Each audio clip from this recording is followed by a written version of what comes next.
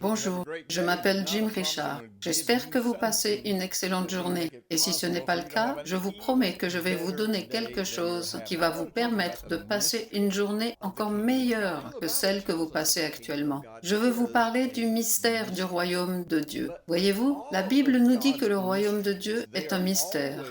Mais comme pour tous les mystères de Dieu, ils sont toujours exposés à la vue de tous. Et la seule chose qui nous empêche d'être capables de percevoir, de comprendre et de fonctionner dans ces mystères, c'est lorsque nos croyances ne sont pas en harmonie avec ce que Dieu dit et avec qui il est.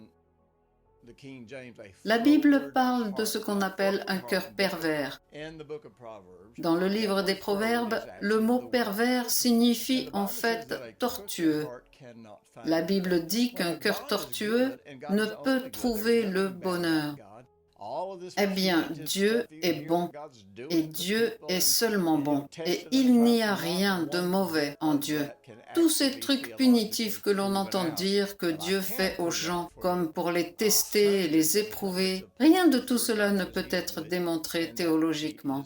Mais je peux vous montrer des centaines et des centaines d'endroits où Dieu dit qu'il est bon et qu'il est seulement bon. Ce qui est intéressant dans ce mystère du royaume de Dieu, c'est que le royaume de Dieu existe là où la volonté de Dieu existe.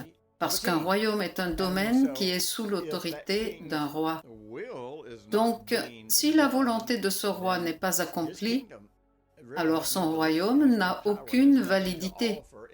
Il n'a aucun pouvoir et n'a rien à offrir dans ce domaine particulier. La majorité des croyants passent toute leur vie à supplier, à prier et à faire des sacrifices pour essayer de convaincre Dieu d'établir sa volonté ici-bas. Mais ce n'est pas ce que la Bible enseigne sur la manière d'avoir la volonté de Dieu. Ce n'est pas ce que la Bible enseigne sur la manière d'expérimenter le royaume de Dieu. La toute première lettre de l'alphabet hébreu est l'Aleph, et elle est composée de ce qu'on appelle un Yud, un Vav, puis un autre Yud. Le Yud est comme le message de Dieu, ce que Dieu dit, ce que Dieu fait, et comment Dieu agit. Le Yud est au-dessus et en dessous du Vav, qui est en quelque sorte incliné entre les deux Yud. En fait, vous pouvez chercher cela en ligne et voir une image de l'Aleph. L'Aleph représente le ciel et la terre qui s'harmonisent parce que l'homme établit la volonté de Dieu ici sur terre. En d'autres termes, Dieu a établi sa volonté dans le ciel, puis il a donné à l'homme l'autorité ici sur la terre. Il a dit, sur la base de ce que j'ai fait pour vous par le Seigneur Jésus-Christ, allez et établissez ma volonté sur la terre. Et ce qui se passe sur la planète Terre n'est pas le reflet direct de la volonté de Dieu. Ce qui se passe sur la terre est la volonté de l'homme.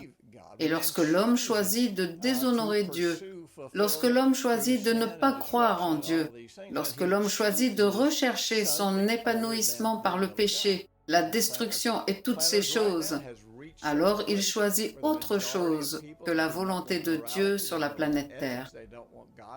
La planète Terre a maintenant atteint un tel point que la majorité des gens ne veulent pas de moralité. Ils ne veulent pas d'éthique. Ils ne veulent pas de piété. Ils ne veulent pas de vraie spiritualité. Ils ne veulent rien avoir à faire avec Dieu. Donc le monde devient un endroit plus méchant et plus dangereux. Mais j'ai une bonne nouvelle pour vous. En établissant la volonté de Dieu dans votre vie, vous n'êtes peut-être pas capable d'établir la volonté de Dieu dans la vie des autres, mais vous pouvez établir la volonté de Dieu dans votre vie afin de pouvoir expérimenter le royaume de Dieu dans votre vie.